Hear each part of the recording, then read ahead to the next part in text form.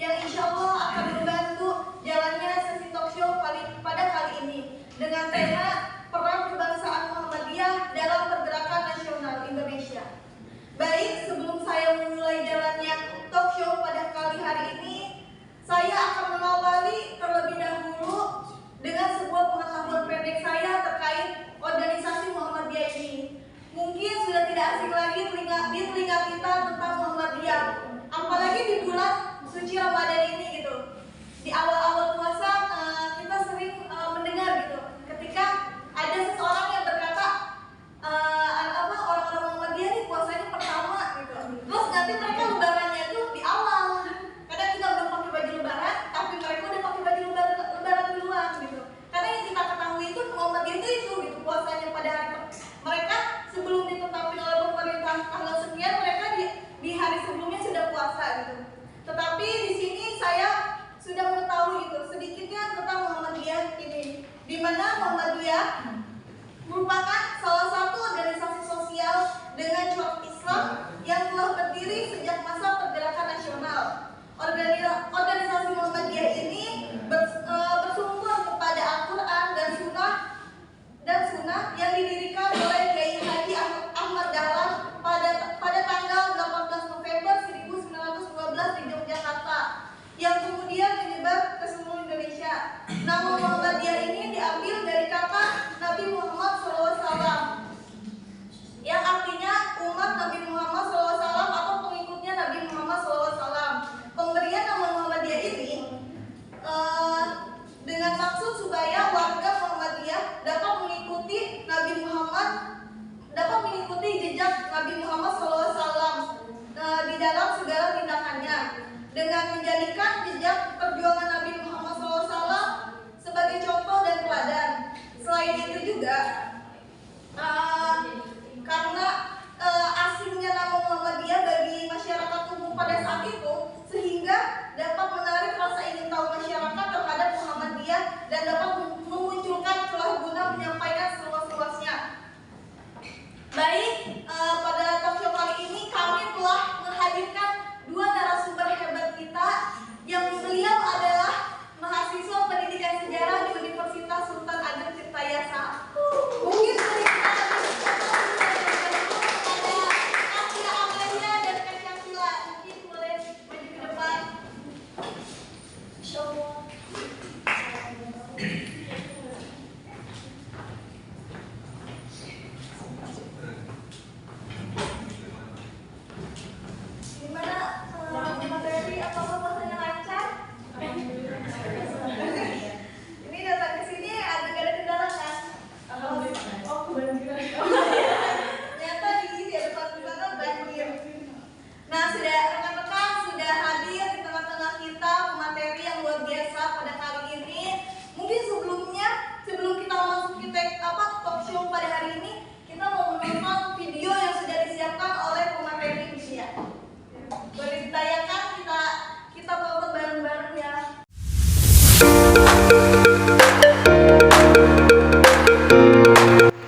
mendengar kata Muhammadiyah tentunya sudah tidak asing lagi di telinga kita.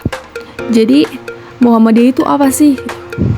Nah, Muhammadiyah ini merupakan salah satu organisasi Islam terbesar di Indonesia yang memiliki peran yang signifikan dalam pergerakan nasional Indonesia. Didirikan pada tahun 1912 oleh Kiai Haji Ahmad Dahlan di Yogyakarta.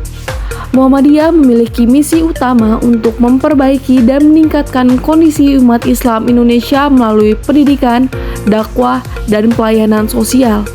Perannya ini tidak hanya dalam membangun umat Islam yang berkualitas, tetapi juga dalam memperjuangkan cita-cita kemerdekaan dan pembangunan bangsa secara keseluruhan. Untuk pembahasan lebih dalam, mari kita mulai talk show-nya.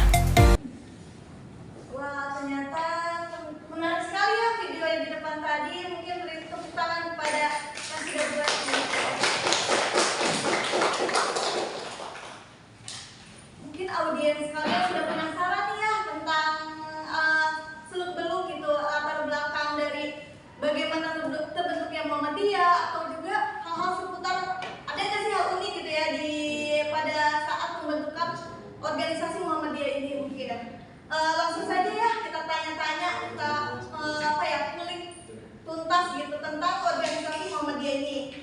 Mungkin yang pertama, kan Muhammadiyah ini kan ini ya, nggak asing lagi dari telinga kita tentang organisasi tersebut, organisasi ini.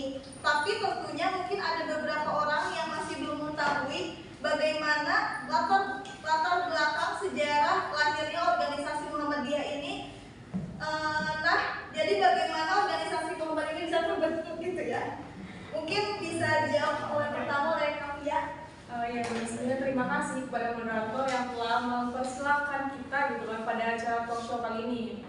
Yang mana memang tema pada talk show kali itu mengenai peran kebangsaan Muhammadiyah dalam pergerakan nasional Indonesia. Gitu. Nah, Muhammadiyah ini bisa dibilang sebuah organisasi yang menarik gitu kan, yang sampai saat ini tuh masih ada gitu. Dia organisasi ini bisa dibilang masih besar gitu kan, namanya masih terbangga gitu.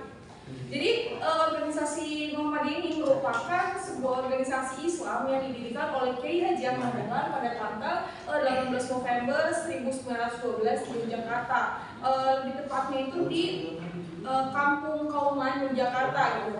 Yang mana sebelumnya Kiai Haji Ahmad Dahlan itu pada tahun 1909 ini beliau itu bergabung pada organisasi Budi Utomo gitu. Nah pada saat itu di organisasi tersebut beliau ini diberi kesempatan gitu kan oleh pengurus-pengurus lain di situ tuh untuk menyebarkan ilmunya atau mengajarkan ilmunya kepada para pengurus di situ gitu kan. Yang mana memang para pengurus Budi Utomo itu tahu kalau misalkan emang keilmuannya dari Kiai Haji Ahmad Dahlan ini emang tinggi gitu di keagamaannya gitu kan. Hingga akhirnya Budi Utomo ini mempersilahkan Kiai Haji Ahmad Dahlan ini untuk mengajar gitu. Jadi bukan cuma mengajarkan kepada sesama pengurus, tapi juga mengajar siswa-siswa gitu. Yang mana pada saat itu di siswa week school gitu kan. Dan itu beliau diperintahkan untuk mengajarkan ilmu agama dan juga pelajaran umum gitu. Hingga akhirnya di situ tercetus gitu visi dari Kiai Haji Ahmad Dahlan ini untuk bisa mendirikan sekolah sendiri gitu kan. Yang mana beliau kan sebelumnya hanya mengajar gitu kan, melihat dari situ melihat nih kalau misalkan siswa-siswa yang sekolah itu tidak semua kalangan bisa masuk gitu kan. Hingga akhirnya baru bisa terlaksanakan pada tahun 1911 di rumahnya gitu, lebih tepatnya di ruang tamunya, yang mana pada saat itu memang Kiai Haji Ahmad Dahlan ini merupakan seorang yang sederhana gitu kan, rumahnya tidak besar-besar banget, tapi beliau memanfaatkan hal tersebut untuk mendidikan atau mengajarkan gitu anak-anak gitu kan sekitarnya. Nah pada saat pengajaran awal ya, Kiai Haji Ahmad Dahlan ini hanya peralatannya gitu kan, peralatannya itu hanya ini meja kecil 3 buah sama jadi media yang nyatu sama kursi gitu loh. Nah itu 3 buah sama papan tulis. Nah mana papan tulis pada saat itu masih merupakan hal yang sesuatu yang wah gitu kan bagi para masyarakat pada saat itu, yang mana papan tulis ini masih jarang terlihat gitu kan oleh masyarakat di situ.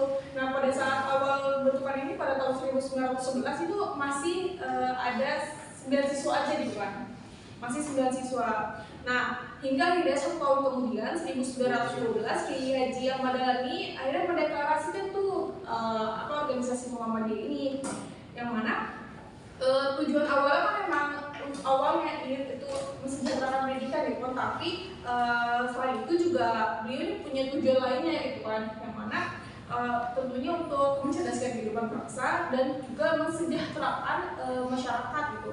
Selain itu juga tujuan sebenarnya itu pada saat itu keadaan umat Islam di situ bisa dibilang menjunjung atau beku gitu kan, yang mana masyarakat ini sudah kayak melakukan ajaran Islam tapi entah itu benar atau salah tapi tetap dilakukan gitu loh. Dan misal gitu mereka sholat tapi mereka tidak tahu tuh kiblatnya mana, tapi mereka terserah gitu loh. Jadi kayak emang sudah tidak sesuai dengan ajarannya gitu loh. Karena itu beliau mendirikan organisasi ini untuk menuntun kepada ajaran yang benar, yaitu sesuai Al-Quran dan sunnahnya gitu. Tadi juga sebelumnya sudah dijelaskan oleh moderator bahwa kata Muhammadiyah ini artinya ya pengikut Nabi Muhammad gitu loh. Nah selain itu juga dari faktor faktor eksternalnya gitu, yang mana pada masa itu kan kolonial Eropa ini masuk, terlebih di Belanda kan. Nah, pada saat itu Belanda masuk kan dengan membawa panjinya yang dikenal itu 3G ya kan, Glory, Gold, dan Gospel. Nah, tentunya selain untuk mengambil alih kekuasaan, monopoli perdagangan, ekonominya gitu kan, oleh kolonial Belanda ini gitu. Nah, mereka juga memiliki misi gitu untuk kristenisasi, yang mana memang pada saat itu Islam di Indonesia ini sudah diambang benar salah atau enggak gitu. Jadi memudahkan kristenisasi yang dilakukan oleh Belanda ini. Nah, Kiai Ahmad Dahlan tidak ingin gitu hal itu terjadi, karenanya ya beliau ada membentuk organisasi Muhammadiyah ini gitu. Iya. Seperti yang Kafia jelaskan gitu ya, tentang Muhammadiyah itu didirikan oleh Kiai Ahmad Dahlan. Seperti itu dan sudah tadi kita dengar ya, ternyata dia itu pendiri dan dia itu seorang yang sangat ini gitu, peduli dengan rakyat Indonesia yang dimana mereka belum tahu gitu tentang syariat agama Islam yang benar itu seperti apa gitu. Sudah dijelaskan tadi juga ya, sebenarnya Kiai Ahmad Dahlan itu siapa? Kiai Haji Ahmad Dahlan itu siapa sih gitu? Apakah dia orang hebat gitu di Indonesia ini gitu? Sampai dia bisa mendirikan suatu organisasi besar yang sampai saat ini pun masih ada gitu kan. Boleh dijelaskan mungkin oleh Mas Syakila? Makasih ya. Baik, izin jawab. Jadi seperti yang kita ketahui ya, bahwa Kiai Ahmad Dahlan ini merupakan seseorang yang mendirikan sebuah organisasi Muhammadiyah gitu kan. Nah, dalam silsilah tersebut ya, ternyata beliau ini juga termasuk keturunan ke-12 dari salah satu orang terkemuka di antara Wali Songo gitu. Kalau nggak salah sih Maulana Malik Ibrahim gitu kan. Nah, Maulana Malik Ibrahim ini merupakan seorang pelopor pertama yang menyebarkan dan mengembangkan ajaran Islam di tanah Jawa gitu kan. Pada tahun 1909 juga Kiai Ahmad Dahlan ini masuk sebuah organisasi Budi Utomo dengan tujuan memberikan pelajaran agama kepada anggota-anggota yang masuk Budi Utomo itu kan. Nah, tapi dia juga berharap gitu dapat memberikan pelajaran agama di sekolah-sekolah pemerintah, karena anggota-anggota Budi Utomo ini pada umumnya bekerja di sekolah-sekolah pemerintah gitu, sekolah-sekolah umum. Nah, kemudian pada tanggal 18 November 1912 ya, dia mendirikan Muhammadiyah di Kauman, daerah Yogyakarta yang tadi seperti itu. Dia mendirikan Muhammadiyah itu untuk melaksanakan cita-cita pembaruan di Islam ini di bumi Nusantara gitu. Dia juga ingin mengadakan pembaruan dalam cara berpikir dan beramal menurut tuntunan Islam seperti itu sih. Beliau juga ingin mengajak umat Islam Indonesia untuk kembali hidup menurut tuntunan Al-Quran dan Hadis gitu. Pada bidang pendidikan juga, dalam ini mengubah sistem pesantren pada masa itu gitu, untuk mendirikan sekolah-sekolah agama yang yang mengajarkan pelajaran umum dan bahasa Belanda gitu. Nah, selain itu juga pelajaran agama ini ternyata bukan hanya di sekolah agama itu doang kan. Ternyata beliau itu juga memasukkan pelajaran agama ini hanya untuk sekolah umum pemerintah. Nah, terus juga bahkan ada sekolah Muhammadiyah seperti Sekolah Dasar Bumi Putra atau HIS gitu, dengan kepanjangan kalau nggak salah tuh badannya kayak gini ya, Hollands Illensi School dengan singkatan HIS Bumi Putra. Dia memasukkan pelajaran agama ini di sekolah umum kayak tadi seperti saya jelaskan ya. Nah, selain itu juga Kiai Haji Ahmad Dahlan ini semasa hidupnya ternyata tidak hanya membangun dan mendirikan sekolah-sekolah saja, tapi membangun tempat-tempat seperti masjid, langgar, terus juga rumah sakit, poliklinik, rumah yatim piatu juga gitu. Jadi Kiai Haji Ahmad Dahlan ini yang merupakan guru atau pendidik yang sangat penting dalam sejarah Islam di Indonesia gitu. Dan pendirian Muhammadiyah ini masih mempengaruhi pendidikan dan pemikiran Islam hingga saat ini. Seperti itu sih yang saya ketahui.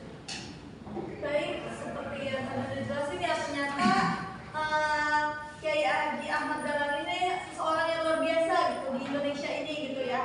Pasti ya, tadi kan juga dijelasin oleh Kafia ya tentang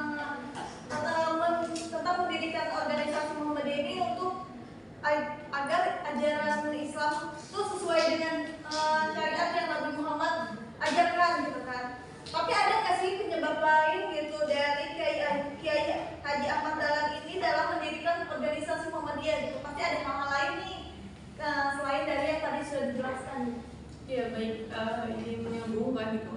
Sebenarnya kan saya juga sudah memaparkan mengenai alasan dari Kiai Haji Ahmad Dahlan ini mendirikan organisasi Muhammadiyah ini. Tentunya bukan hanya sekedar tadi pendidikan sosial gitu kan, tapi sebenarnya ada beberapa alasan lainnya gitu mengapa akhirnya Kiai Haji Ahmad Dahlan ini mendirikan organisasi Muhammadiyah ini gitu kan. Yang pertama itu tentunya tadi gitu kan, umat Islam ini tidak memegang teguh Al-Quran dan sunnahnya, sehingga tahayul dan musyrik itu merajalela gitu. Dan juga akhlak masyarakat pada saat itu sudah tidak utuh gitu. Dan akibatnya amalan mereka ini campuran antara benar dan salah, seperti yang tadi saya contohkan gitu. Mereka sholat tapi ya sholat gitu loh, entah kiblatnya benar atau salah gitu. Mereka ya udah tidak peduli. Sebenarnya dalam hal itu juga itu kan udah masuk kebiasaan gitu kan. Kiai Haji Ahmad Dahlan ini sebenarnya perlu usaha juga dalam perubahan yang terjadi di masyarakat pada saat itu gitu. Hingga ya memang perkembangan Muhammad ini tidak mudah. Lalu selanjutnya itu pembangunan lembaga-lembaga pendidikan agama yang satu tuh sudah tidak efisien. Yang mana kan pesantren kan menjadi sebuah lembaga pendidikan agama gitu kan, tapi pada saat itu dikenal sebagai pendidikan kelas bawah gitu, pendidikan dari kalangan bawah. Dan pada masa itu tuh sudah dinilai tidak sesuai dengan perkembangan zaman gitu. Nah pada saat itu juga kan kolonial Belanda kan masuk kan, dan mereka ingin membawa sistem pendidikannya sendiri. Nah hingga akhirnya pada masa itu terpecah dua gitu, yang mana mereka yang pendidikannya masih agama gitu kan, dan juga kolonial Belanda yang emang pendidikannya sudah maju dan mengikuti perkembangan zaman. Hingga akhirnya Kiai Haji Ahmad Dahlan ini membangun sebuah sekolah yang mana itu mencampurkan antara pendidikan umum dan juga pendidikan agama gitu. Yang nanti ketika awal pembuatannya itu menjadi sebuah kontroversi sendiri gitu kan. Dan tentunya pemecah dua itu tuh menjadi jurang pemisah yang berbeda antara golongan yang mendapatkan pendidikan sekuler, pendidikan umum, dan juga golongan yang hanya mendapatkan pendidikan agama di pesantren gitu. Nah ini juga menyebabkan rasa perpecah belahan di umat Islam dan juga semakin lemahnya kekuatan Islam pada saat itu. Ya, lalu yang selanjutnya itu kemiskinan. Nah kemiskinan pada saat itu emang sudah menimpa rakyat Indonesia kan, terutama umat Islam. Jadi emang entah kenapa umat Islam itu digambarkan ya sebagai masyarakat yang tertinggal. Dan sebagian besar itu emang pada masyarakat pada saat itu sebagian besar bahkan ya sebagai petani dan juga buruh. Jadi yang mana pada saat itu orang kaya yang semakin kaya dan hanya mementingkan dirinya sendiri, orang tertinggal atau miskin ya udah gitu aja gitu. Jadi tidak ada perubahan pada masa itu. Dan juga banyak ulama yang lupa itu mengikatkan bahwa umat Islam ini harus membayar zakat gitu bagi si kaya, sehingga hak orang miskin ini tidak terabaikan gitu. Jadi memang tadi gitu, kalau misalkan yang kaya ya udah kaya sendiri aja gitu loh, sedangkan yang miskin dilupain. Sedangkan itu tuh memang harusnya tugas dari ulama untuk memberitahu gitu bahwa dari rezeki yang diterima oleh si kaya ini harus disumbangkan untuk dizakatkan untuk dibagikan kepada masyarakat yang kurang mampu di sekitarnya gitu. Lalu selanjutnya ini kondisi bangsa Indonesia pada saat itu kan dijajah oleh Belanda. Nah tentunya sangat logis bahwa bangsa Indonesia ini bangsa yang dijajah ini bangsa yang terbelakang gitu kan.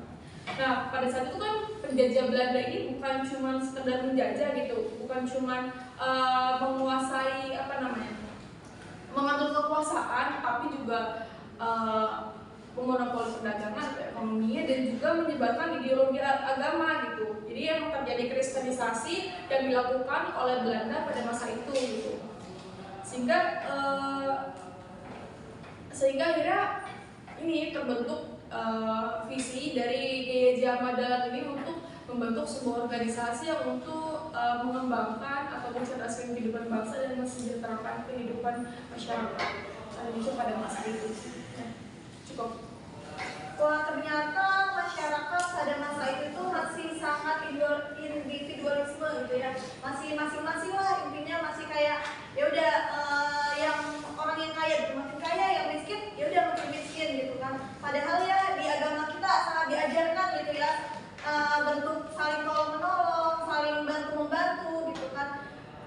ternyata pada saat ada Kiai Ahmad Dahlan ini di Indonesia sangat banyak perubahan gitu. Di salah satunya itu gitu dalam ajaran agama Islam.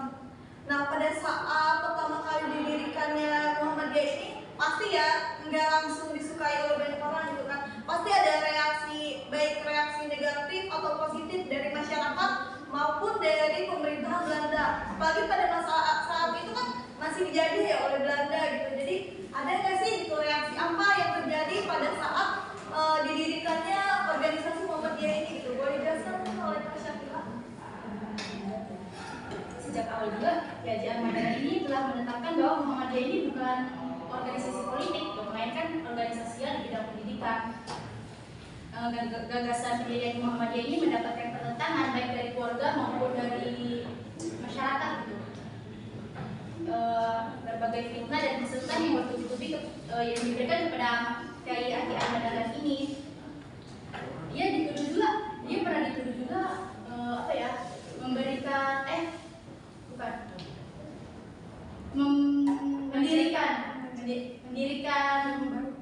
mendirikan agama baru untuk menyalahi agama Islam ini.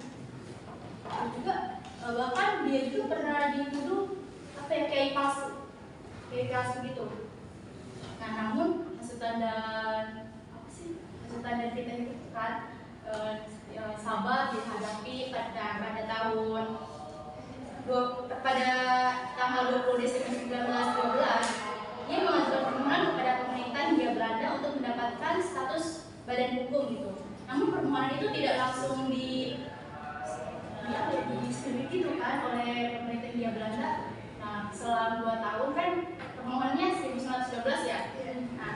Nah, pemerintah Hindia Belanda itu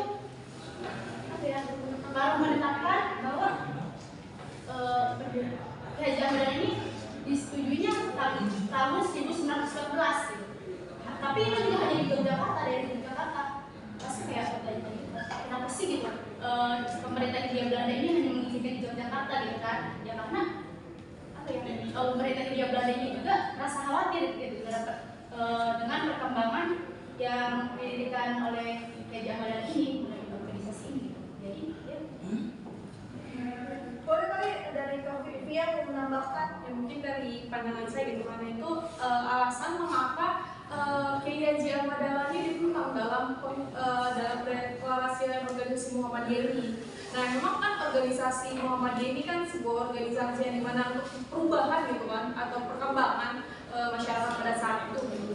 Nah, dalam hal pendidikan itu Kiai Ahmad Dahlan kan ingin merubah sistem pesantren yang pada masa itu yang hanya mengajarkan mengenai agama gitu kan, tapi dengan adanya organisasi Muhammadiyah ini beliau ingin perkembangan atau pengajaran itu tidak hanya seputar agama saja, tetapi juga pelajaran-pelajaran umum gitu kan, pengetahuan umum yang memang Kiai Ahmad Dahlan ini dalam hal itu tentunya berpatokan untuk mengaruh kepada emang apa yang dilihat di Belanda gitu kan. Nah, sehingga akhirnya yang membuat masyarakat pada saat itu tuh merasa kalau misalkan ini Kiai Ahmad Dahlan apa sih gitu kan, kayak kok mencampur-campurkan pengetahuan gitu atau ilmu agama dengan ilmu umum yang dibawa oleh Belanda gitu kan, yang memang pada masa itu Belanda ini dipandang sebagai kafir gitu loh, orang kafir. Dan jadi jika ada orang yang mengikuti Belanda, nah itu juga dianggap kafir juga oleh masyarakat pada masa itu gitu. Hingga memang terjadi pertentangan awal gitu kan dari masyarakat sendiri. Walau meskipun begitu, akhirnya nanti masyarakat juga menerima gitu kan adanya organisasi Muhammadiyah ini gitu. Nah, tadi kan juga sudah dijelaskan oleh pembicara sebelumnya mengenai Belanda juga agak lama nih ngeluarin status badan hukum dari organisasi Muhammadiyah ini gitu kan.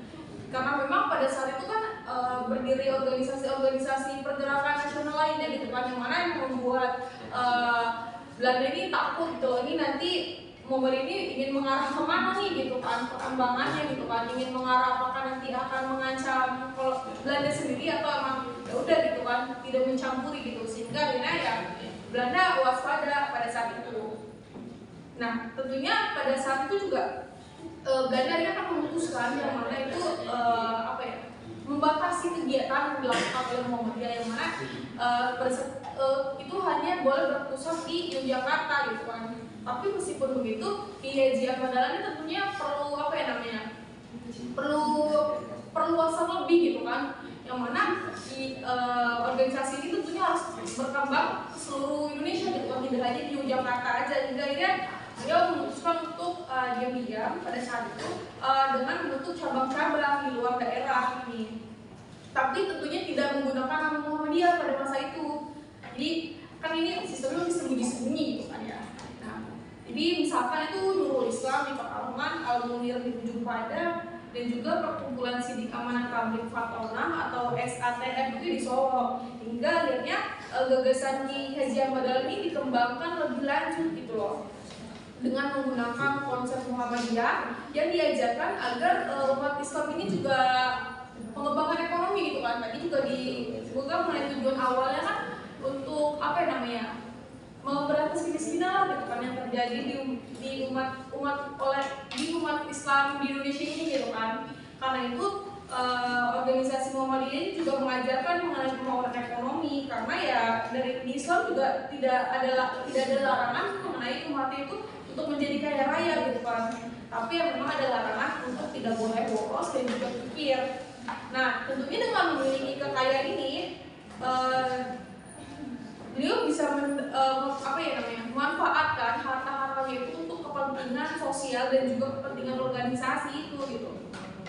Nah, itu juga dibuktikan oleh Muhammadiyah dengan banyaknya mengadakan kegiatan yang bersifat permanen, itu dengan mendirikan sekolah-sekolah khusus yang teratur ataupun memelihara anak yatim piatu.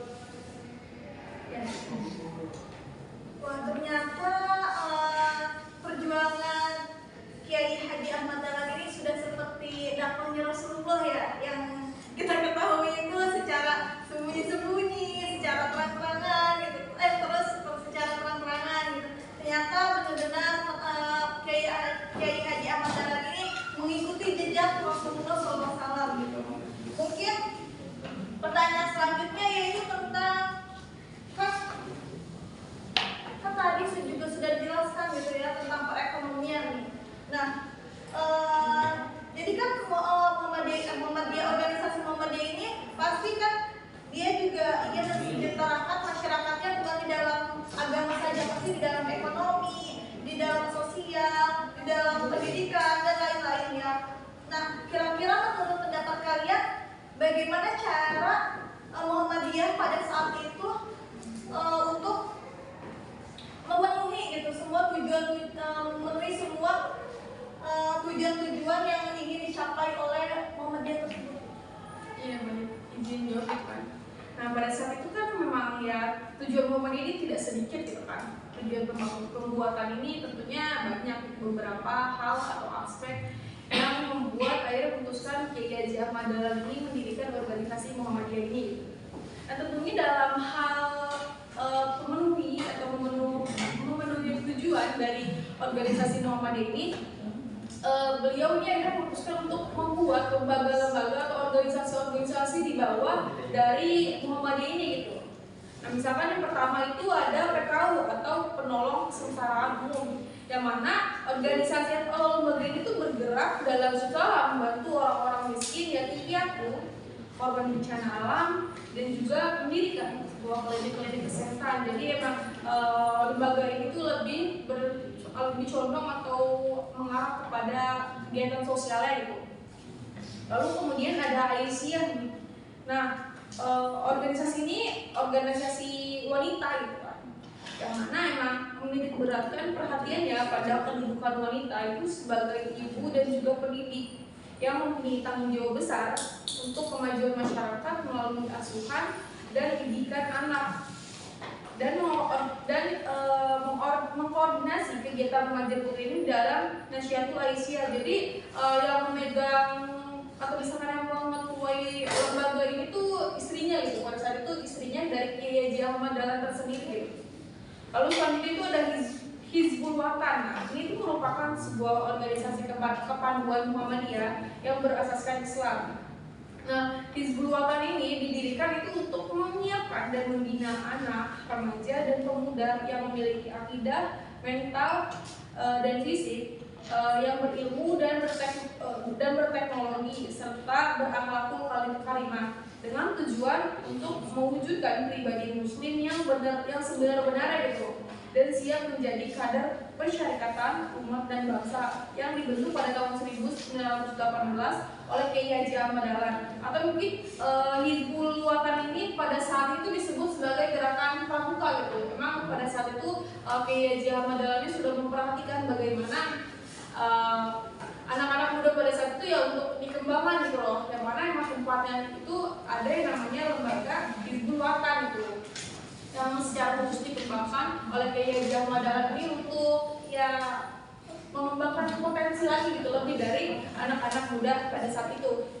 Lalu selanjutnya itu ada Majelis Tahrik. Nah ini tuh sebuah organisasi ini yang didirikan atas dasar keputusan Kongres Muhammadiyah di Pekalongan pada tahun 1927. Mungkin lebih lanjutnya nanti akan dilanjutkan gitu mengenai Majelis Tahrik ini. Ya tadi disinggung juga ya tentang majelis tarjih. Emang itu tuh sebuah lembaga apa sih? Kalau boleh tahu?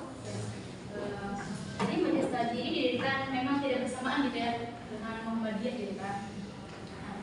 Yang dideklarasikan pada tahun 1330 Hijriah bertepatan sekitar tahun 1912 Masehi.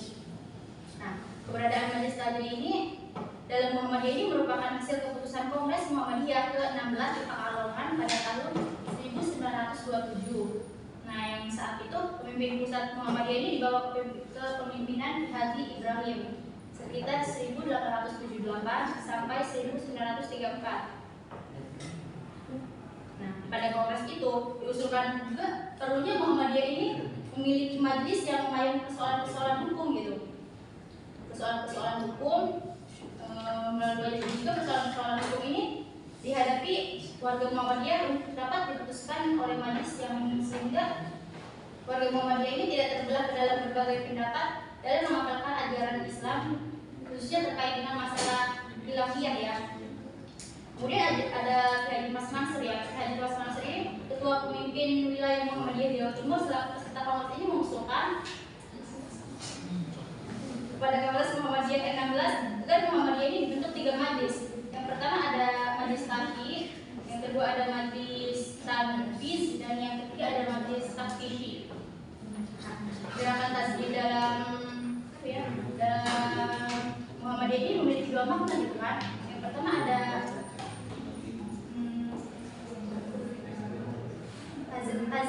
Tajrid yang bermakna purifikasi. Purifikasi di sini bermakna dalam konteks gerakan Muhammadiyah berusaha mengembalikan ajaran Islam gitu pada sumber yang dipraktik-praktik ayul, terus juga bid'ah, khurafat yang dianggap syirik. Dan ini juga diperlukan karena perlu dijamin agar ajaran Islam ini tidak berdistorsi gitu oleh pengaruh luar yang tidak sesuai dengan Al-Quran dan As-Sunnah. Terus ada tajdid ya, yang sekarang ada tajdid. Tajdid di sini bermakna pembaharuan gitu. Nah, pembaharuan di sini maksudnya gimana pembaharuan dalam pemikiran, prinsip, terus juga ada ajaran Islam. Nah, hal ini bertujuan untuk memperbaiki, meningkatkan dan mengembangkan ajaran Islam sesuai dengan situasi dan kondisi yang Nah, pembaharuan ini bertentangan dengan konsep seperti pluralisme agama, terus relativisme, terus juga ada rekonstruksi metode pengambilan hukum, serta merupakan bagian dari proses islamisasi yang terus berlangsung. Jadi pertanyaan selanjutnya, kita kan sudah mengulik sejauh ini ya tentang organisasi Muhammadiyah. Lalu bagaimana jika di dalam pergerakannya, bagaimana perkembangan Muhammadiyah ini dalam pergerakan nasional Indonesia? Ya. Baik. Sekali lagi tekankan bahwa organisasi Muhammadiyah ini merupakan sebuah organisasi yang fokus pada sosial ya, bukan kehidupan sosial masyarakatan gitu. Berbeda dengan organisasi-organisasi pergerakan sebelumnya seperti Budi Utomo, misalnya Islam gitu. Nah itu mereka kan memang berfokus pada yang pergerakan yang berarti mereka langsung turun tangan gitu kan. Nah pada saat itu organisasi Muhammadiyah ini memang ditujukan untuk mencerdaskan kehidupan kehidupan bangsa sekali lagi dan mensejahterakan masyarakat. Jadi memang organisasi Muhammadiyah ini tuh berfokus pada gerakan nasional yang bisa dibilang lebih ke arah untuk mensejahterakan masyarakatnya gitu kan. Jadi bukan hanya untuk mengusir para penjajah gitu kan, tapi juga memang untuk memajukan masyarakat pada saat itu. Nah, pada awal pendirian ya, organisasi Muhammadiyah ini kan memang ditentang gitu loh, tidak disetujui atau misalkan apa sih gitu loh oleh masyarakat sekitar gitu kan. Tapi akhirnya melihat apa yang dilakukan oleh Muhammadiyah ini dalam hal pendidikan dan juga perkembangan sosial gitu dalam kemasyarakatnya gitu loh, akhirnya ya masyarakat juga akhirnya menerima gitu loh. Nah untuk itu tuh dari situ kan Muhammadiyah ini membutuhkan membutuhkan penyebaran luasan lagi gitu kan dari organisasi ini. Nah hingga akhirnya pada tahun 1920 kalau tidak salah kan, nah di situ Muhammadiyah ini mengajukan kembali kepada pihak Belanda untuk bisa membuat cabang-cabang di luar. Sebenarnya kan beliau ini sudah membuat cabang di Muhammadiyah kan, tapi kan pada saat itu kan masih diam-diam saja gitu kan, belum diizinin gitu sama pihak Belanda gitu. Tapi pada masa itu akhirnya tahun 1920 Kiai Haji Ahmad Dahlan ini mencoba lagi tuh meminta izin kepada Belanda untuk membuka cabang-cabang lainnya di luar Yogyakarta gitu. Nah melihat adanya permohonan tersebut, nah dari pihak Belanda ini merasa kalau misalkan Muhammadiyah ini bukan sebuah ancaman yang dirasa pada awalnya yang ditakuti gitu, yang dicemaskan gitu oleh pihak Belanda gitu loh. Pada masa itu akhirnya pada saat itu Belanda kan melihat kalau misalkan ya pendidikan yang diajarkan oleh Muhammadiyah ini bahkan ikut sama kita nih gitu, ada pengajaran umumnya gitu loh, sekuler gitu. Hingga akhirnya Belanda ini menyetujui gitu dengan adanya atau pembuatan cabang-cabang di luar Yogyakarta. Nah hingga pada tahun 1921 itu terbentuk cabang-cabang, beberapa cabang di antaranya itu ada distrik Serandakan dan Imogiri di Yogyakarta, kemudian di Blora Jawa Tengah dan di Surabaya, serta juga di Kepaje gitu. Kemudian tahun 1922 ada 6 cabang baru gitu. Nah tahun 1923 itu akhirnya ada 3 cabang baru. Nah kemudian pada tahun 1923 ini juga Kiai Haji Ahmad Dahlan ini yang selaku pendiri Muhammadiyah ini meninggal dunia. Nah yang mana perluasan atau pembukaan cabang-cabang Muhammadiyah di luar Yogyakarta ini itu tentunya tidak bukan asal pembuka aja gitu, kayak misalkan ini pembuka cabang deh gitu, misalkan sini begitu aja gitu. Tapi memang organisasi Muhammadiyah ini bisa bilang organisasi yang sudah terstruktur gitu kan, yang mana pada saat itu mereka membuka cabang itu dan sudah dibekali oleh yang namanya sebuah lembaga di situnya gitu kan. Misalkan ingin membuka cabang di daerah Surabaya. Nah sebelum itu Muhammadiyah ini sudah mendirikan sebuah sekolah, sehingga akhirnya dari sekolah itu kan tentunya menjadi bekal untuk nanti perkembangan organisasi Muhammadiyah di situ gitu. Nah selain dari sekolah gitu kan, organisasi Muhammadiyah ini juga awalnya tuh mengadakan ya perkumpulan sendiri di majelis, di masjid gitu kan. Jadi tidak hanya di sekolah-sekolah gitu kan, yang mana memang perkembangan dari persebaran luasan organisasi Muhammadiyah ini tidak terlepas dari yang namanya sekolah gitu atau pendidikan gitu kan. Jadi memang sampai sekarang juga organisasi Muhammadiyah ini kental ketika dibilang pendidikan ya organisasi Muhammadiyah gitu. Nah pada awal Muhammadiyah didirikan ini tentunya pada masa itu keadaan Islam ini kan sangat menyedihkan, baik dalam bidang politik, sosial ataupun ekonomi serta kultural akibat penjajahan yang dilakukan oleh Belanda di Indonesia. Dalam hal agama ini kehidupan itu sudah tidak sesuai dengan tuntunan Al-Quran dan juga sunnah nabinya. Bahkan banyak perbuatan syirik, bidah, khurafat dan tahayul yang membuat ajaran agama Islam ini beku gitu loh. Jadi kayak ya percuma aja gitu. Hingga akhirnya strategi dari segi pendidikan itu kan, nah lembaga Islam itu juga bisa dibilang sudah tidak memenuhi tuntunan dan kemajuan zaman gitu. Jadi sudah tidak follow up atau tidak mengikuti perkembangan zaman itu, hanya pembelajaran agama ini saja gitu. Nah itu tentunya hal itu tuh disebabkan oleh sikap dari mengisolasi diri dari pengaruh luar serta adanya sistem pendidikan yang tidak sesuai dengan pemilihan zaman. Nah Muhammadiyah ini dalam perkembangan berikut itu tentunya dikenal luas oleh masyarakat maupun masyarakat luas sebagai sebuah gerakan Islam pembaruan atau gerakan tajdid. Tadi yang sudah dijelaskan tadi bahwa pembaruan gitu loh.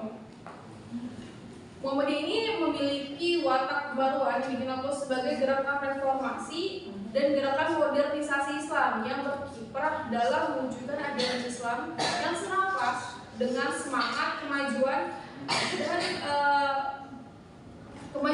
dan kemodernan pada saat itu gitu. Nah selain itu juga organisasi Muhammadiyah ini dikenal sebagai gerakan dakwah yang bergerak dalam menyebarluaskan penghubungan ajaran agama Islam dalam berbagai aspek kehidupan masyarakat dan tidak bergerak dalam lapangan politik. Yaitu juga sifat-sifat sosial dan pendidikan Muhammadiyah ini memang telah ada pada masa-masa itu gitu. Jadi memang sekali lagi terpandang bahwa organisasi Muhammadiyah ini tidak fokus pada politiknya gitu kan, yang mana bertujuan atau lebih mengarah kepada pendidikan dan juga sosialnya gitu.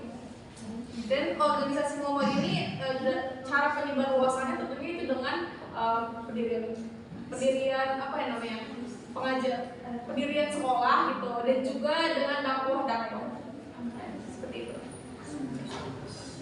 Sudah dijelaskan juga kan tadi, jadi organisasi Muhammadiyah itu lebih mendekatkan kepada kemasyarakatan, tentang pendidikan.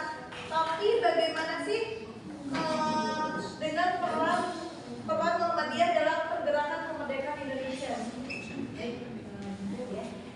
Di sini peran Muhammadiyah itu juga ikut berperan gitu ya, aktif dalam perjuangan kemerdekaan Indonesia gitu kan. Nah organisasi ini juga menjadi wadah bagi para muda untuk menggali semangat nasionalisme dan melawan jajah.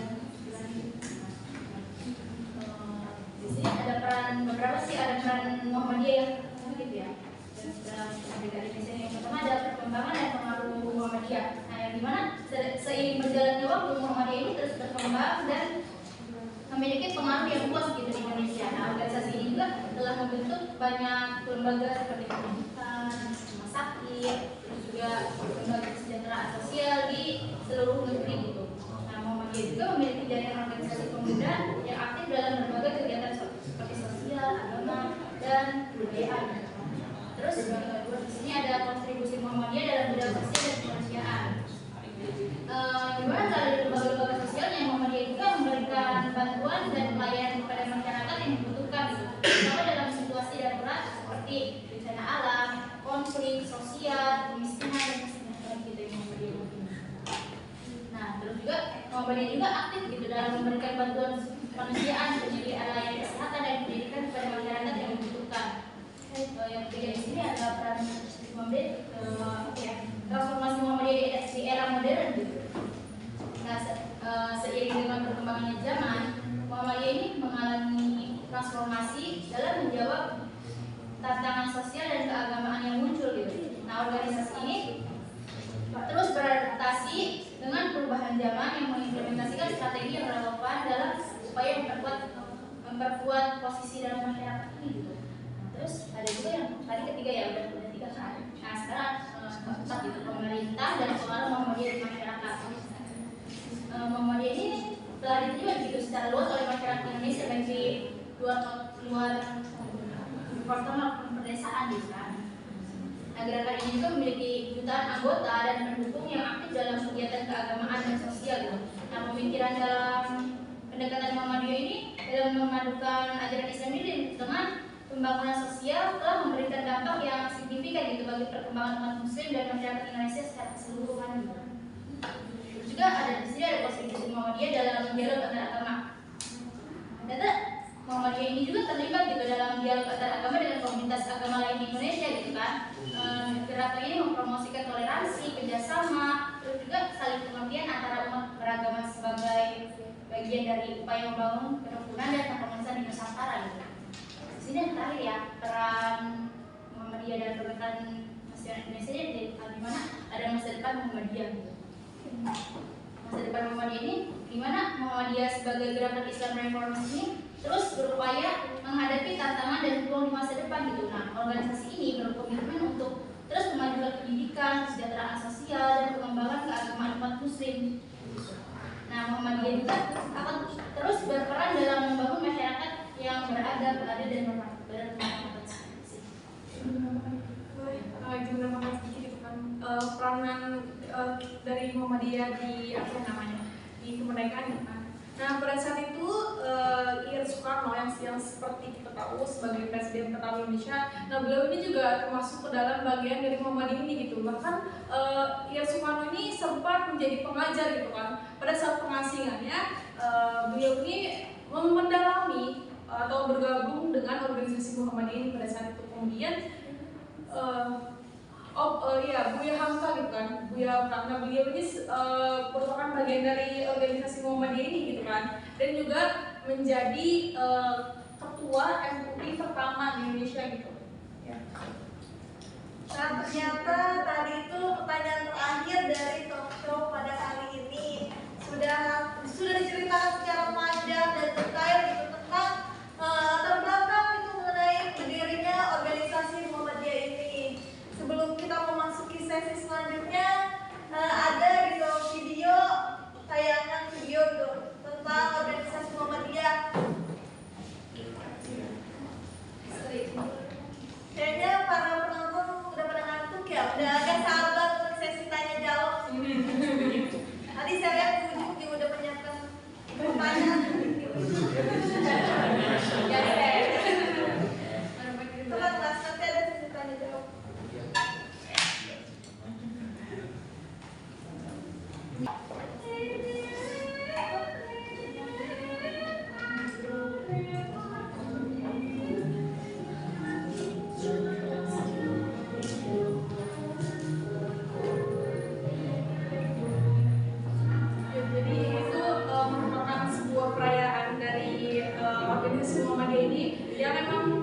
Akhirnya diterima gitu loh oleh masyarakat Yogyakarta dan juga masyarakat Indonesia gitu. Tahun 1925. Nah ini di Keraton Yogyakarta.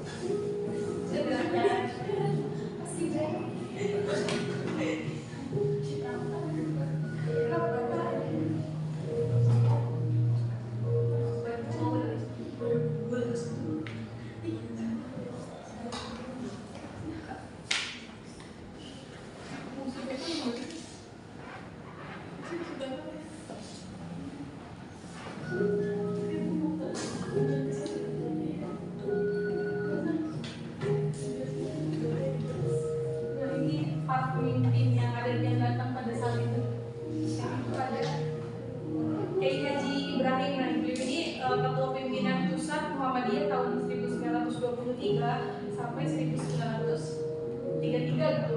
Digantikan Kiai Haji Ahmad Dahlan setelah beliau wafat.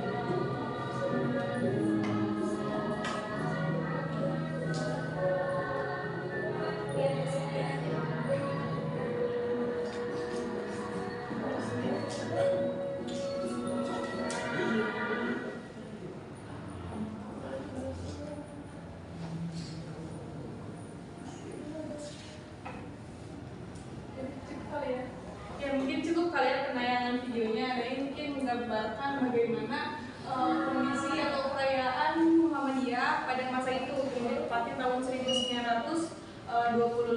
di Keraton Yogyakarta.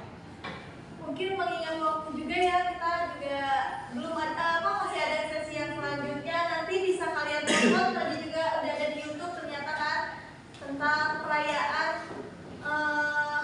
Muhammadiyah ya. Mungkin selanjutnya yaitu, sebelumnya baik kita beri tepuk tangan dulu ya kalian untuk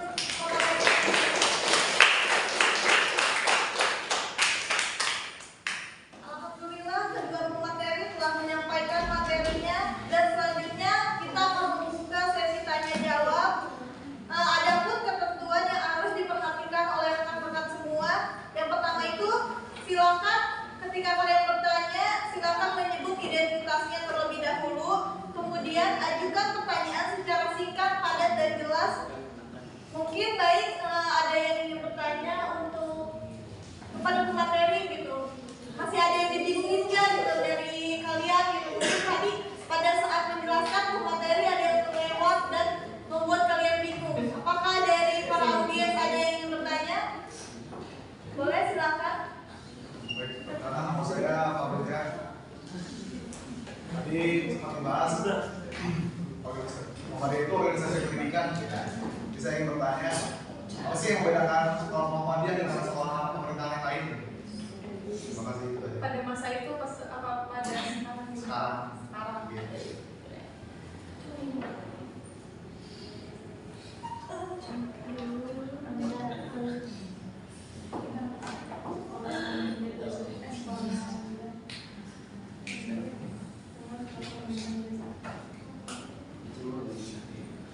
Apakah ada yang bertanya kembali? Ya, tanpa salah ya, izin bertanya, nama saya Aulia dari kelompok 6. Jadi sebenarnya tadi materinya udah sangat menarik gitu ya, mengenai tentang Muhammadiyah, organisasi Muhammadiyah. Jadi saya sangat penasaran gitu, kan tadi organisasi Muhammadiyah itu kan emang mengajarkannya merujuk ke Al-Quran dan As-Sunnah ya, jadi jalannya lurus gitu. Dan sekarang ini kan kita organisasi Islam itu ada dua kan, Muhammadiyah dan NU gitu. Kan jadi yang bikin penasaran itu kenapa harus ada lagi organisasi NU gitu. Sedangkan tadi organisasi Muhammadiyah itu mengajarkannya udah lurus gitu, udah ya sesuai kebenarannya gitu kan. Kenapa harus ada organisasi NU gitu? Itu sih yang bikin penasaran. Ada yang lain mungkin, dari yang lain? Dari Mbak ini? Nih, baik. Silakan. Oke, baik. Tadi kan perkenalkan namanya saya Desna. Tadi kan dijelasin ya sama Syakila ya soal tentang agama yang dimasukkan ke sekolah online school atau KIS. Itu kan setahu saya tuh sekolah KIS itu ada pada masa politik etis gitu. Jadi kan didirikan oleh Belanda, sebelumnya itu sekolah kelas 1 dan kelas 2. Tapi bagaimana bisa gitu agama juga bisa dimasukkan ke situ?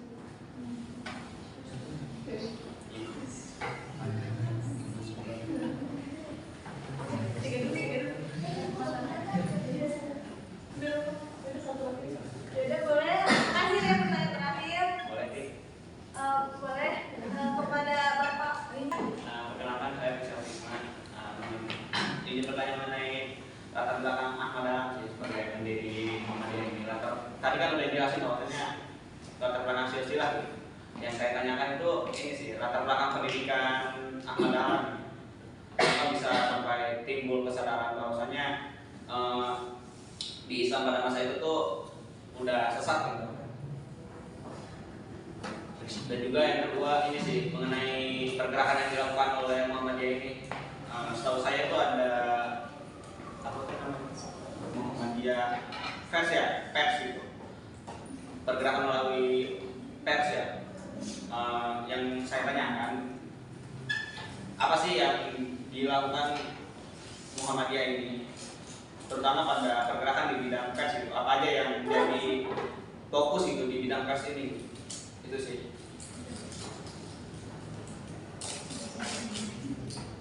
Mungkin sesi tanya jawabnya kita cukupkan terlebih dahulu. Ya, Mas, tadi masih dari Mas sendiri bertanya gitu kan, kira-kira apa sih yang membedakan sekolah dari Muhammadiyah dengan sekolah pemerintahan itu pada saat ini gitu kan? bercerita sedikit tuh kan, ketika MTS dulu gitu, saya tuh pernah sekolah di MH, MH Pusat, dan itu kan emang berlandaskan Muhammadiyah gitu kan. Nah, pada saat itu sebenarnya sekolahnya bisa dibilang kurikulumnya sangat bagus yang dimana memang pengajaran atau misalkan jam pelajarannya, nah itu memang sudah terstruktur dengan baik, dan juga pokoknya peserta didik tuh tidak ada yang kayak celah ruang buat santai-santai segala macam, kayak misalkan bahkan guru nggak masuk karena alasan apa itu nggak ada gitu loh, karena memang diperhatikan banget gitu loh oleh sekolah tersebut gitu. Nah selain itu juga yang mungkin agak dikagetkan itu ini sih apa namanya doa kunut gitu kan, ketika pokoknya di situ tuh pengajarannya bagus gitu, dan siswanya diwajibkan untuk sholat duha gitu loh. Jadi waktu istirahat ada masanya sholat duha terlebih dahulu gitu loh. Nah selain itu juga tentunya yang membedakan dengan sekolah pemerintahan biasa itu dari kurikulumnya kan. Nah kalau misalkan sekolah negeri biasanya gitu kan tentunya ya sesuai dengan kurikulum atau yang udah ditentukan oleh pemerintah aja gitu loh. Tapi kan kalau misalkan Muhammadiyah ini kan merupakan apa yang namanya instansi swasta gitu loh, yang dimana bisa mengatur sendiri jalan apa yang namanya ataupun atur kurikulumnya gitu, sehingga yang lebih ke condong itu agamanya nggak dilupain gitu loh. Jadi pendidikan oke, agama juga oke gitu loh. Nah apa sih namanya headline tahu MAGS gak? MAGS tetangga sama yang nah itu headline itu agama oke, bahasa oke gitu kan, dan juga sains gitu, jadi gitu. Jadi memang tidak maunya dari pendidikan juga oke, jadi kurikulumnya dimajuin gitu, dan juga agama juga nggak ditinggalin gitu loh. Jadi kalau misalkan waktunya sholat ya sholat gitu loh, dan juga diberi waktu untuk itu sholat duha seperti itu. Biasanya seperti itu sih. Bagaimana pertanyaannya? Apakah sudah jelas? Apakah dari para audiens ada tanggapan gitu mengenai pertanyaan dari Bapak Nurija?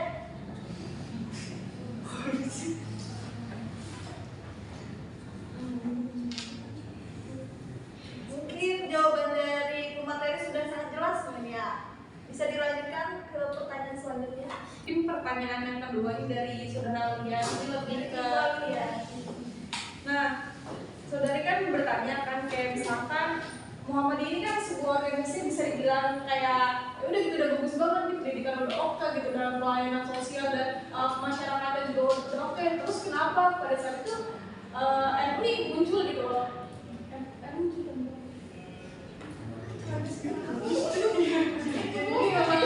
Terang mendalami gitu loh, MUI gitu loh. Karena memang materi pembahasan saat ini kan emang Muhammadiyah, jadi saya kurang tahu gitu loh kenapa MUI ini tetap muncul sedangkan pada saat itu Muhammadiyah udah ada gitu loh.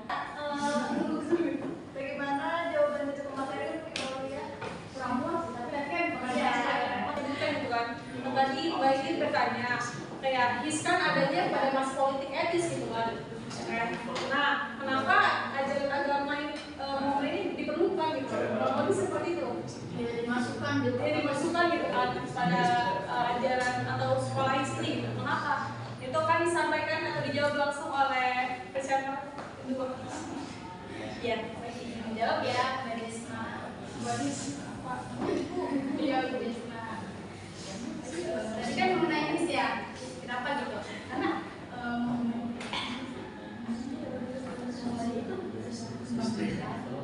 agamanya dimasukkan agamanya dimasukkan ke Holland English School ini karena politik etis itu dilakukan pemerintahan Belanda itu untuk mengurangi fanatisme Islam gitu, dan membuat umat Islam di Hindia Belanda ini bercerdas dan mendukung kayak kristenisasi gitu. Kan di sini kan sekolah Belanda untuk menerapkan diri zaman penjajahan Belanda gitu kan. Nah, itu memberikan kesempatan gitu bagi anak-anak putra untuk menjalankan pendidikan sekolah rendah kelas 1 dan 2 gitu. Terus juga apa ya? Mungkin menganggap bahwa ini kan namanya historiografi internasional ini kan.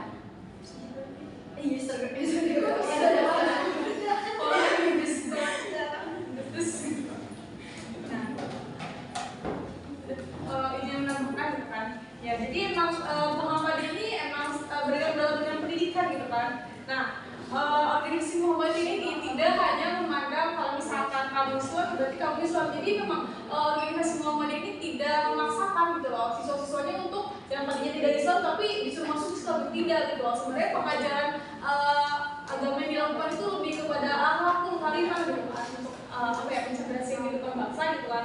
Jadi emang kalau misalkan untuk memperbaiki lah yang tadinya Islam tapi diperbaiki nih alatnya, tapi walaupun tidak Islam juga tidak apa-apa gitu, tidak masalah gitu.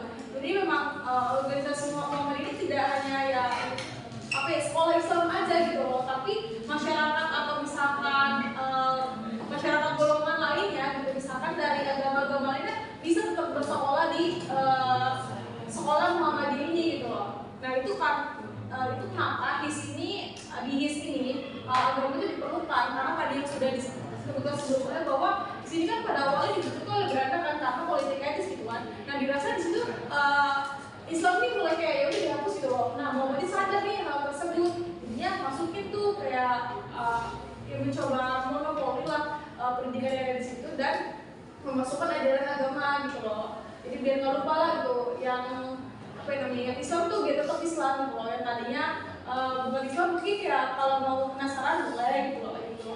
Nah mungkin kalau misalkan rumah kasus sekarang ini kalau misal Muhammadiyah terbuka itu kepada umat lain itu ada di Universitas Negeri yang ada di Solo, Universitas Muhammadiyah yang ada di Solo. Nah di situ kan emang Papua ini lebih apa yang namanya masyarakatnya kan mayoritas bukan Islam gitu kan, yang mana organisasi Muhammadiyah tetap bisa berdiri di situ gitu loh. Pendidikan bisa tetap berdiri, yang mana memang organisasi Muhammadiyah kan tujuannya bukan cuma dalam agama tapi untuk mencerdaskan atau untuk ya mengembangkan pendidikan gitu loh. Karena itu organisasi Muhammadiyah ini berhasil mendirikan sebuah universitas yang ada di Sorong tersebut gitu loh. Itu namanya Universitas Muhammadiyah Sorong, Papua ya. Seperti itu. Berarti mau nanya lagi ya. Kalau misalnya kan tadi disebutkan ya kalau Muhammadiyah tuh kayak bukan cuma agama doang, tapi tadi disebutkan bahwa di HIS itu diperlukan gitu agama dimasukkan. Maksudnya tuh di sekolah HIS tuh ada gak sih kurikulumnya gitu? Khususnya khusus untuk agama gitu. Ya. Kalau maksudnya tuh agama itu dimasukkan ya ke kurikulum di sekolah HIS gitu. Iya, karena kan awalnya sebenarnya megangnya kan emang bukan ini kan dari kolonial Belanda gitu kan. Yang mana di situ kan emang pengajarannya yang di agamanya berarti ya kristenisasi gitu loh. Dan itu juga kurikulum emang Belanda kan masuk ke sini kan bukan cuma ya untuk kristenisasi kan pendidikannya benar-benar pendidikan gitu. Yang mana pengetahuan umum itu emang ya pengetahuan umum yang sesuai zamannya gitu loh, sesuai zamannya yang masih dibutuhkan. Jadi memang apa yang namanya agama ini kenapa Muhammadiyah ingin memasukkan gitu loh. Ya, tentunya lagi tadi biar nggak lupa, biar kan sekolah sini bukan cuma isinya orang-orang Belanda aja kan, tapi juga banyak masyarakat Indonesia-nya. Dan di situ juga agamanya biar nggak dilupain gitu loh pada saat itu tuh. Jadi memang perlu adanya pengajaran agama di HIS tersebut. Soalnya saya seperti itu. Mungkin Bagaimana tanggapan dari para audiens yang lain? Apakah ada yang ingin menanggapi gitu dari jawaban materi kita? Apakah kurang lengkap gitu? Sepertinya dari kalian ada pengetahuan yang kalian tahu tentang pertanyaan dari Ibu Desma tersebut. Bagaimana tanggapan dari para audiens? Cukup kali ya. Next ke pertanyaan terakhir dari Bapak Visi. Baik, tadi komisi kan bertanya gitu kan mengenai latar belakang pendidikan Kiai Haji Ahmad Dahlan dan juga pers gitu pada masa Muhammadiyah pada saat itu. Nah, Kiai Haji Ahmad Dahlan ini pada saat usia 15 tahun beliau ini pergi haji dan juga sempat tinggal di Makkah selama 5 tahun. Nah, pada masa tersebut atau periode tersebut, nah beliau ini berinteraksi banyak gitu mengenai pemikiran-pemikiran pembaharu Islam seperti Muhammad Abduh, Al-Ghifari, Rashid Ridho, dan juga Ibnu Taimiyah gitu loh. Nah hingga akhirnya ketika pulang ke Indonesia pada tahun 1888, nah dia itu berubah namanya menjadi Ahmad Dahlan. Nah, sebelumnya namanya itu kan Darwis kan. Nah, ketika selesai haji dan sempat tinggal di Makkah ini, beliau dapat ini mengenai pemikiran-pemikiran pembaruan hingga akhirnya beliau memutuskan mengubah namanya menjadi Ahmad Dahlan gitu. Nah, kemudian pada 1903, nah beliau ini sempat kembali lagi nih ke Makkah dan juga menetap di sana lagi selama 2 tahun. Nah, beliau juga sempat berguru kepada Syekh Ahmad Khatib yang pada saat dan juga sebagai guru dari pendiri NU yaitu Kiai Haji Hasyim Asy'ari.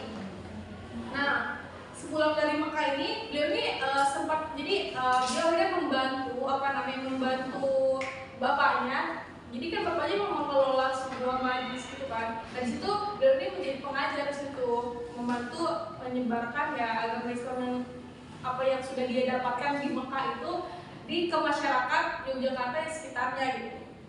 Nah, kemudian mengenai pers pada masa tersebut, nah Muhammad ini kan merupakan sebuah organisasi Islam reformis yang tidak hanya bergerak di bidang tadi pendidikan gitu, tapi dia juga bergerak di bidang jurnalistik. Nah dari jurnalistik ini tuh dikembangin gitu loh mengenai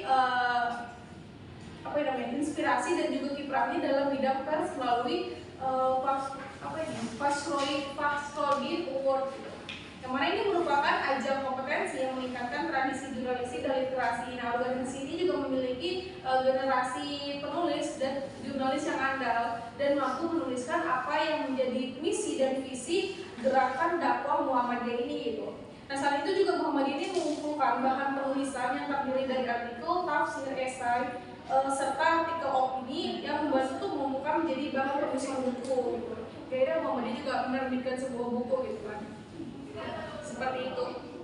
Yang saya.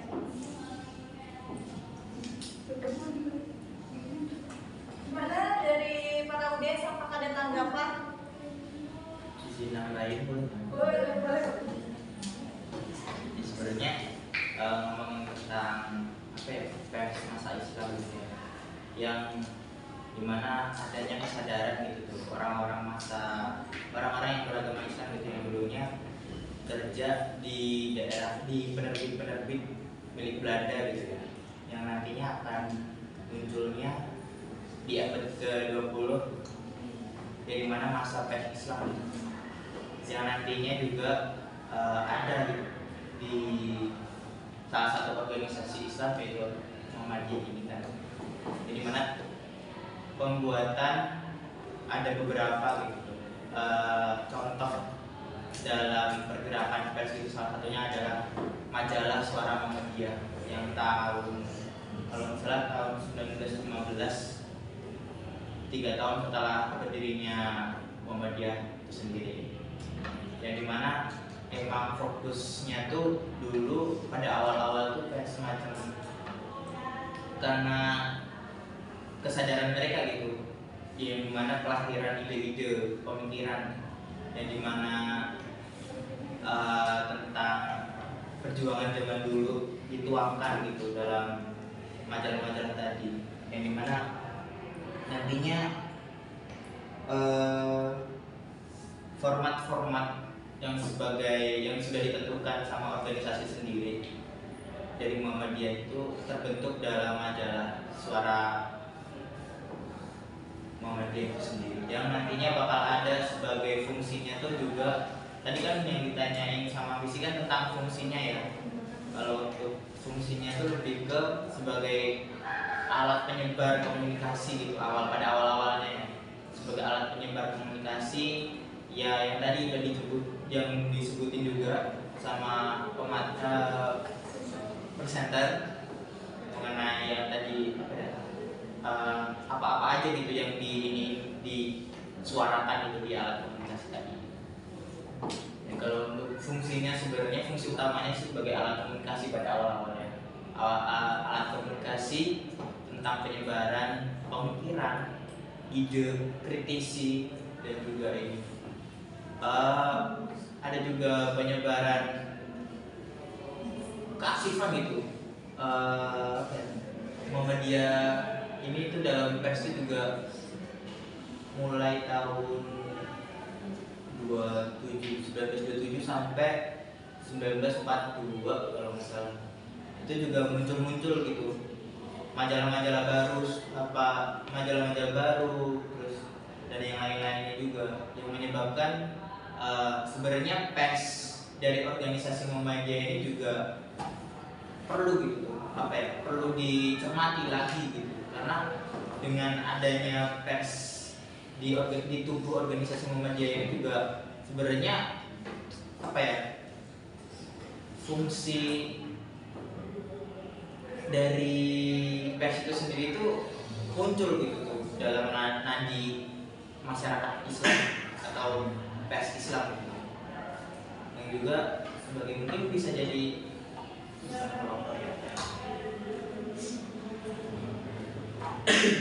sebagai titik tolak gitu tuh, yang dimana nantinya bakal ada muncul yang tadi saya sebutkan di tahun 1927 sampai 1942 gitu. Nah juga pada masa kemerdekaan juga ada gitu tuh fungsi dari pers dari tubuh organisasi Muhammadiyah sendiri ya, kayak apa itu namanya,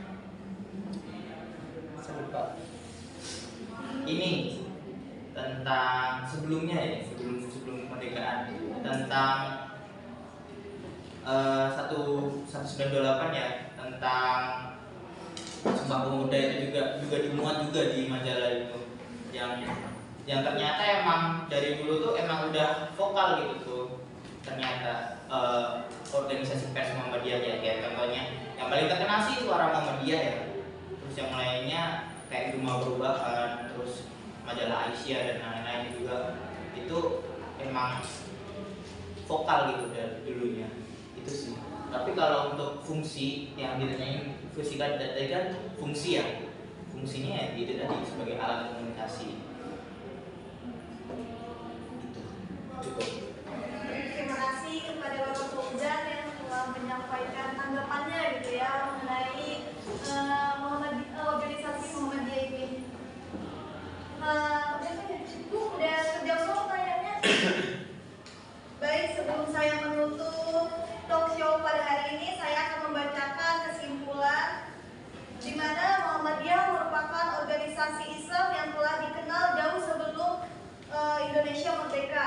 Secara etimologis, Muhammadiyah berasal dari bahasa Arab, yakni dari kata Muhammad, yaitu nama terakhir Nabi terakhir kita, yaitu Nabi Muhammad SAW yang berarti terpuji. Kemudian mendapatkan kata tambahan ya, nisbah yang berfungsi menjelaskan atau membangsakan atau bermakna pengikut. Jadi secara harfiah Muhammadiyah merupakan kelompok pengikut Nabi Muhammad SAW. Muhammadiyah sendiri merupakan organisasi Islam yang didirikan oleh Kiai Haji Ahmad Dahlan pada tanggal 8 Zulhijjah tahun 1330 Hijriah, bertepatan dengan tanggal 18 November tahun 1912 di Yogyakarta dengan ajaran bersumber dari Al-Quran dan Sunnah.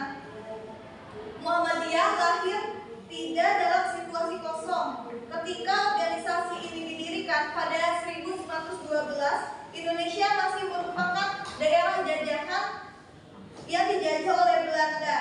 Belanda masih menguasai Nusantara meskipun pada tahap sejarah menuju akhir. Sebagai organisasi